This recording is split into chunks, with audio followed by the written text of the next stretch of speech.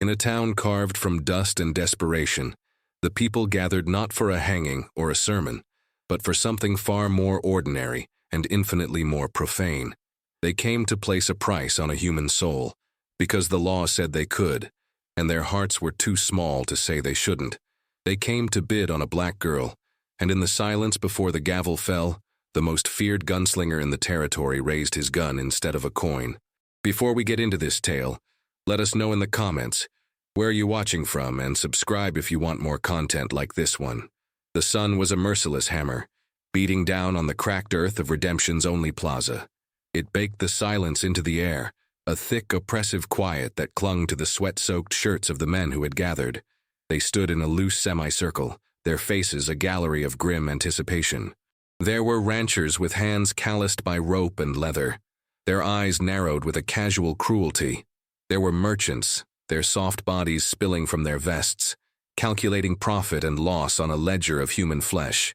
There were women, too, standing on the periphery, their gazes a mixture of pity, curiosity, and a chilling sort of righteousness, as if their presence sanctified the proceedings. At the center of it all, atop a crude wooden platform, stood the girl. She couldn't have been more than 17. Her name, they would learn, was Ilara, but for now she was merely the lot. Her dress was torn and faded, but she wore it like armor. Her chin was held high, a small, defiant act in a world that sought to break her down to her component parts. Her eyes, however, betrayed her. They darted not with panic, but with a weary, knowing fear, scanning the faces below, seeing not individuals, but a single, monstrous entity. And at the very back of the crowd, leaning against the heat-warped wood of the general store, was Silas. He was a man made of shadow and rumor, his name a curse whispered by children and a warning uttered by sheriffs. His duster was the color of the road, coated in the dust of 100 forgotten towns.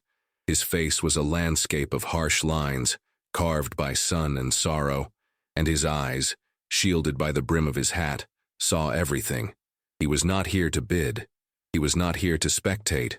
He was here, he told himself, because his horse needed water and his path had simply crossed this town's ugly moment. It was a lie, and he knew it. He was drawn to these moments of decay, the way a vulture is drawn to the dying. He saw the girl on the block, the tremor in her hands she tried so desperately to hide, and the world tilted on its axis, the present folding into the past. The sun wasn't just hot, it was the searing heat of a fire, the air thick not with dust but with the ghost of smoke that still choked him in his sleep. The auctioneer, a man named Barlow with a florid face and a voice slick with false bonhomie, stepped forward, his belly preceding him like a declaration of his own importance. "Gentlemen, a fine specimen today," he boomed, his voice echoing unnaturally in the tense quiet. "Strong, healthy, good teeth, built for hard work and long days. Who will start the bidding for this prime piece of property?" A nervous cough rippled through the crowd. A local landowner, a man named Croft with a perpetually sneering face and a reputation for breaking his livestock and his workers with equal dispassion, raised a single arrogant finger. $20, he called out, the price of a decent saddle. Another man, a merchant smelling of cheap whiskey and desperation, countered with 25. The numbers began to climb, each bid a hammer blow against the girl's silent dignity. Silas remained motionless, a statue of dust and leather, but inside his mind, a storm was raging. The sight of her, so alone and exposed, was a key turning a lock he had spent years trying to seal shut. A memory, sharp and jagged, tore through the fog of his carefully constructed apathy. Fire, the smell of burning pine and hay, the crackle and roar of it consuming everything he had ever loved. He remembered the suffocating heat, the acrid smoke that filled his lungs until he thought they would burst. And through the chaos, he remembered a hand, smaller than his, reaching for him through the flames. Her fingers had brushed his, a desperate, fleeting touch before she was ripped away by the darkness. He had failed to hold on. He had failed. The auctioneer's voice became a distant drone, the bids fading into the roar of the fire in his memory. $40. Do I hear 45? Silas's hand, resting on the worn grip of his Colt, twitched. A single, involuntary movement. He wasn't seeing a stranger named Ilara on that block. He was seeing the ghost of a woman named Anya. He was seeing the price of his own failure laid bare for an entire town to haggle over. The sun beat down, but all he felt was the cold dread of that night, a cold that had settled in his bones and never left. He had built a wall of violence and fear around himself to keep the world out, but he now understood it was never about keeping others out. It was about keeping the ghost of Anya in. And now, she was staring back at him from the auction block, her eyes filled with a stranger's fear. The bidding crawled upward, each dollar another link in the chain they were forging around Alara's future. Croft, the sneering landowner, was relentless. His wealth was old, and his cruelty was patient. He outbid every challenger with a dismissive wave of his hand, his eyes fixed on the girl with an ownership that was already absolute in his mind. The price reached $70, a small fortune in a town where fortunes were measured in acres of unforgiving dirt. The other bidders fell silent, their ambition curdling into resentment.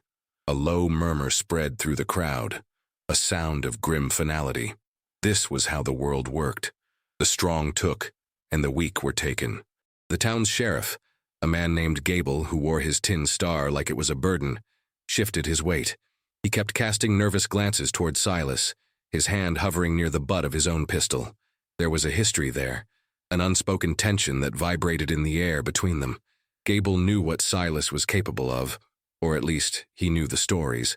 He saw Silas not as a man, but as a stray storm cloud that could unleash hell at any moment. He was the law, but Silas was a different kind of authority, one that came from the barrel of a gun and a gaze that promised nothing but endings. Silas felt the sheriff's eyes on him, but didn't acknowledge them. His focus was a narrow, suffocating tunnel. Inside him, two wolves were tearing each other apart. One was the man he had become, the cold, detached killer, the ghost who drifted through towns like this one, leaving nothing but fear in his wake. That man told him to turn and walk away. This was not his fight. He was not a hero. Heroes saved people. He had only ever been good at avenging them, and even that was a lie. He had never found the men who had taken Anya. He had only found other men, lesser villains, on whom to vent the rage that had no other outlet. The other wolf was the man he had been, the man who had loved a woman with eyes as bright as Alara's, the man who had believed in something more than survival. That man was screaming. He saw the bitter, gut-wrenching irony of his situation. The whole territory feared him for the men he had killed, but the only thing that truly terrified him was the memory of the one person he had failed to save. The auctioneer, sensing the climax, raised his gavel. $70 from Mr. Croft, a fine price for a fine girl. Going once. The words were a death knell. Going twice. Silas's breath caught in his throat. The world shrank to the space between the gavel and the block. The auctioneer's mouth opened, forming the word that would seal the girl's fate. Sold. The word was strangled in his throat, choked off by a sound that cut through the thick, heavy air with the clean, sharp finality of a breaking bone. It was not a gunshot. It was something far more intimate, far more terrifying. It was the metallic two-part click of a revolver's hammer being pulled back to full cock. Every head in the plaza snapped toward the source of the sound. Silas hadn't moved an inch from his spot against the general store, yet he was suddenly the center of the universe. The Colt Peacemaker, an extension of his will, was in his hand. It seemed to have materialized from the shadows themselves, but he wasn't aiming it at Croft or the sheriff or the auctioneer. He was aiming it at the empty, indifferent blue sky. It was a declaration, a statement. It was a bid made not with silver, but with steel and the promise of violence it held. The plaza fell into a silence so profound it felt like the world had stopped breathing. The wind, which had been a low moan, now seemed to scream through the sudden vacuum. Barlow, the auctioneer, stood frozen, his gavel held aloft, his face a comical mask of shock and fear. Croft's look of triumph curdled into a dark, mottled rage. He had been denied his prize at the very moment of possession, and his pride was a far more volatile thing than his greed. The sheriff's hand, which had been hovering near his weapon, now rested firmly upon it, but he made no move to draw. He was a man of procedure and law, and there was no procedure for this. Silas slowly, deliberately, lowered his gaze from the sky. He looked past the stunned faces of the crowd, his eyes finding the auctioneers. Then, for the first time, he looked directly at Alara. For a heartbeat, their eyes met. He saw the terror there, but beneath it something else flickered. A dawning, desperate question. Hope was too strong a word for it. It was merely the possibility of a different ending. Then, Silas spoke. His voice was a low rasp, dry as the dust at his feet, yet it carried with absolute clarity across the dead silent square. The bidding's not over. The words were simple, blunt, but they were laden with a meaning that every single person there understood. He was not making a counteroffer. He was ending the auction. He was changing the rules of the game, and the price of arguing, they all knew, would be paid in blood. The standoff was a fragile thing, a pane of glass stretched to its breaking point. The town held its collective breath, waiting for the first crack. Sheriff Gable took a hesitant step forward, his hands raised in a placating gesture. "Now, Silas," he began, his voice strained, "there's no need for this. We're all civilized folks here." The word civilized sounded like a grotesque joke in the face of the auction block. Silas's gaze didn't waver. He ignored Gable, as if he were nothing more than a piece of the scenery, his attention a physical force directed at the sweating, terrified auctioneer. He had made his statement, and now the silence was his ally, amplifying the threat of the cocked hammer on his colt. To the town, he was an enigma, a force of nature, but inside, he was drowning. The memory he'd been fighting back flooded his senses, no longer fragmented but horrifyingly clear. The fire hadn't been the beginning. It had been the end. The real horror had come just before, in the quiet of dusk at their small homestead. They had been ambushed. Not raiders, but men with a specific target. Men hired by someone whose land bordered theirs, someone who coveted their small spring. They hadn't wanted to kill him, not at first. They wanted to make an example of him. He fought, but he was outnumbered. A blow to the head sent him sprawling, his vision blurring. He was forced to watch, helpless, as they dragged Anya from their cabin. Her name was a scream on his lips, a plea. She fought, her spirit as fierce as he'd always loved. It was her resistance that sealed her fate. He remembered the cold laugh of the leader, the decision to take the woman and burn the rest.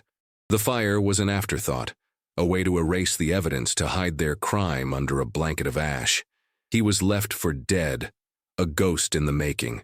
His failure seared into his soul more deeply than any brand. The feared gunslinger was born in that moment of absolute powerlessness. He was a man with nothing, haunted by everything. Back in the plaza, Silas's finger rested on the trigger. He wasn't just threatening the town. He was threatening the past. He was holding a gun to the head of his own memory, daring it to repeat itself. He would not watch it happen again. He would burn the whole world down first. The fear of Silas, a living legend of violence, began to outweigh the town's collective greed and morbid curiosity. It started with the women on the edges of the crowd, who gathered their skirts and scurried away, melting back into the shadows of the alleyways. Then the men began to peel off one by one, their shoulders hunched, refusing to make eye contact with the drama unfolding in the center of the square. They were simple men, and this had become complicated. They wanted to witness a transaction, not a massacre. Soon the only ones left were the core players. Silas, the girl, the auctioneer, the sheriff, and Croft, the landowner, whose face was now a mask of purple fury. His public humiliation was a far greater wound than the loss of $70. "You think that gun makes you a king, Silas?" Croft spat, his voice dripping with venom. "You're nothing. A ghost who haunts decent folk. You have no stake here." The words were meant to be an insult, but they struck with the unnerving accuracy of truth. Silas was a ghost. He was a hollow man, animated only by a past he couldn't escape. He didn't respond, his silence a more potent weapon than any retort. His expression remained unreadable, a stony facade hiding the turmoil within. Sheriff Gable was trapped, a man of the law caught in a moment where the law had utterly failed. He represented the system, the very structure of society that had built the auction block, that had printed the posters, that had declared a human being to be property. His inaction until this moment was its own form of violence, a quiet complicity that had enabled the whole sordid affair. He looked from Croft's entitled rage to Silas's cold, unyielding stillness, and for the first time, perhaps, he saw the rotten core of the peace he was sworn to keep. He saw that the law he served protected men like Croft, while it victimized girls like Alara. The man with the gun, the supposed outlaw, was the only one upholding any semblance of justice. It was a bitter, damning realization.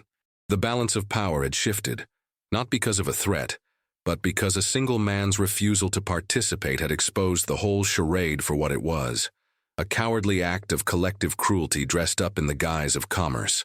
The plaza was empty now, a stage for a play whose final act had yet to be written. In a move that surprised everyone, especially himself, Silas slowly, deliberately, uncocked the hammer of his Colt. The soft click was a sigh of release, letting the tension bleed out of the air. He holstered the weapon, the motion fluid and final. The immediate threat was over, but the confrontation had changed. He turned his back on Croft and the sheriff, a gesture of ultimate dismissal. He reached into the worn leather of his saddlebag, and for a moment, Croft sneered, thinking he was reaching for money after all, that this had all been a grand, violent negotiation. But Silas's hand emerged not with a clinking pouch of coins, but with a small, smooth object that fit in the palm of his hand.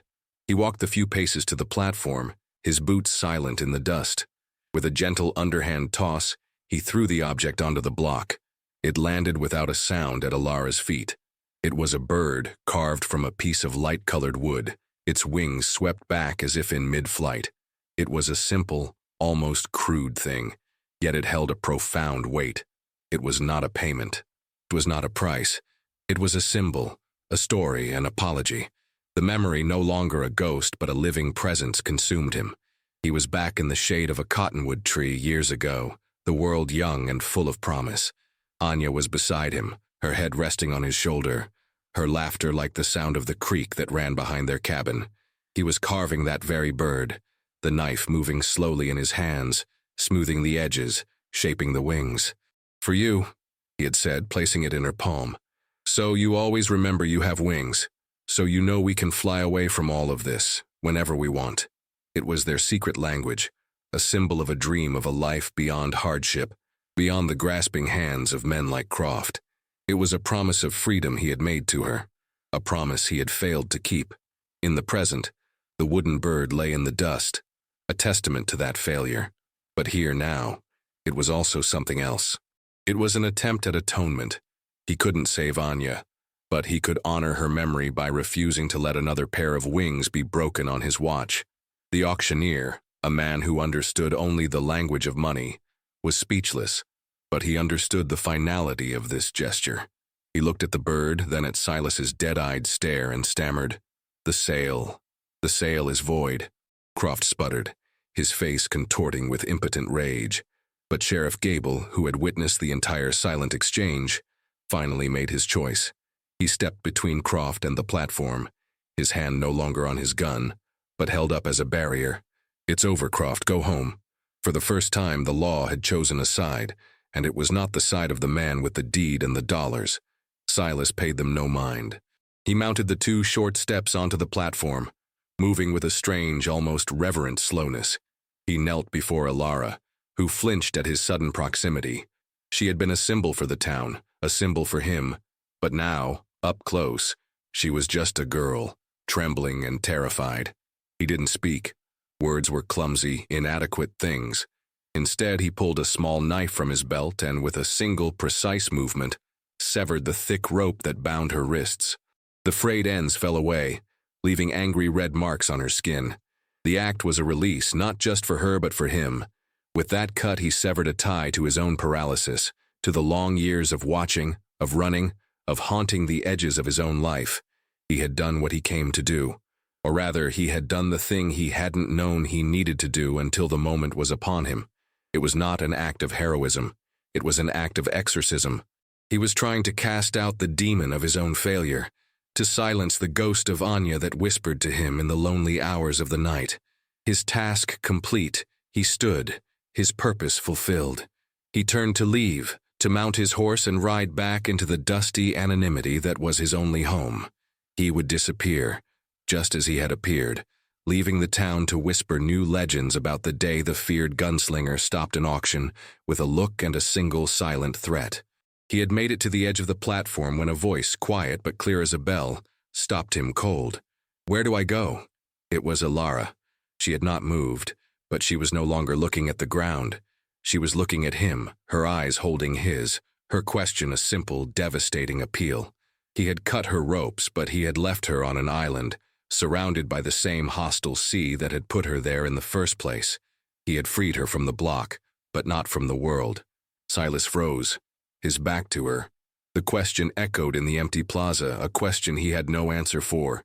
He hadn't thought beyond this moment, beyond the confrontation, beyond the act of cutting the ropes. His entire world, for the last hour, had been focused on preventing a past horror from repeating itself. He had been so consumed by the ghost of Anya that he had failed to see the living, breathing person standing right behind him. He had won the battle, but now he was faced with the war. Her question, "Where do I go?" was not just about a direction or a destination.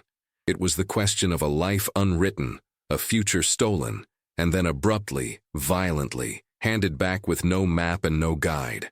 He could do what the old Silas would have done. He could mount his horse and ride away. He owed her nothing, not by the world's laws. He had intervened, and that was more than anyone else had done. He could leave her to the dubious mercy of Sheriff Gable or the hostile indifference of the town. That was the path of the ghost, the path of non-attachment, the path that had kept him safe in his misery for so many years. He slowly turned to face her. He looked at her, really looked at her, for the first time. He saw not a symbol, not a reflection of his own loss, but a young woman of terrifying resilience. He saw the flicker of spirit in her eyes, the same fierce spark he had once loved in Anya. But she was not Anya. To treat her as such would be its own kind of violation. She deserved her own story, not to be a footnote in his. In that moment, something inside him shifted. The wall he had built around his heart, the one made of rage and grief, cracked. A sliver of light, faint but undeniable, pierced the darkness.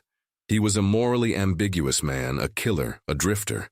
But perhaps, just perhaps, he was not yet entirely lost. He thought of a place he'd only heard of in whispers, a community of freedmen and runaways, far to the north, nestled in the mountains where the law of men like Croft couldn't reach. A place he had dismissed as a fool's dream, a place he never would have sought for himself because he didn't believe he deserved sanctuary. He cleared his throat, his voice still rough. "There's a place, north of the territories. It's safe." He didn't command her. He didn't offer to save her. He offered a choice. "The journey is long, dangerous." He laid the truth bare. "I can take you there if you want." He was not her savior. He was simply a guide, offering a path that he himself had been too afraid, too haunted, to ever walk. Alara's gaze dropped from Silas's face to the small wooden bird lying in the dust at her feet. It was just a piece of wood, crudely carved, yet it felt like the heaviest thing in the world. It was a promise that had been made and broken long ago, to a woman she would never know. And yet, it was also the reason she was no longer in chains. She looked at the man before her, this fearsome legend the townspeople had scattered from like mice from a hawk. She saw the lines of grief etched around his eyes, the profound weariness in the set of his shoulders. She saw not the feared gunslinger who had stared down a whole town. She saw a man as shackled by his past as she had been by her ropes. He was not offering her salvation. He was offering her a chance, and in doing so, perhaps seeking one for himself. She looked past him, at the dusty, empty road that stretched out from the plaza and disappeared into the vast, indifferent horizon. Behind her was the town of redemption, a place that had offered her none. Ahead of her was a long, perilous journey with a broken man she did not know, but it was a journey forward. It was a choice. For the first time since she had been captured, she felt the flicker of agency, the power to decide her own path. It was a terrifying and exhilarating feeling. She bent down and picked up the wooden bird, its smooth surface cool against her palm. She closed her fingers around it, a silent acceptance. Then she looked back at Silas, and with a single resolute nod, she gave him her answer. There were no more words. None were needed. He turned and walked to his horse, and she followed a few paces behind. Their departure was not triumphant. It was quiet, somber, almost invisible. The town, which had gathered to watch her be sold, was now hiding behind closed doors, missing the moment of her liberation. Silas swung into his saddle, then reached down a hand. Ilara took it, and he pulled her up to sit behind him. As their horse trod slowly out of the plaza and onto the open road, the resolution was not an ending. It was a fragile, uncertain beginning. Two broken souls, a haunted man and a freed girl, riding away from a town with no redemption, searching for it somewhere on the long road north. The sun was beginning to set, casting their long shadow before them, two small figures against an immense and unforgiving landscape, moving not toward a happy ending, but toward the simple, hopeful possibility of a future.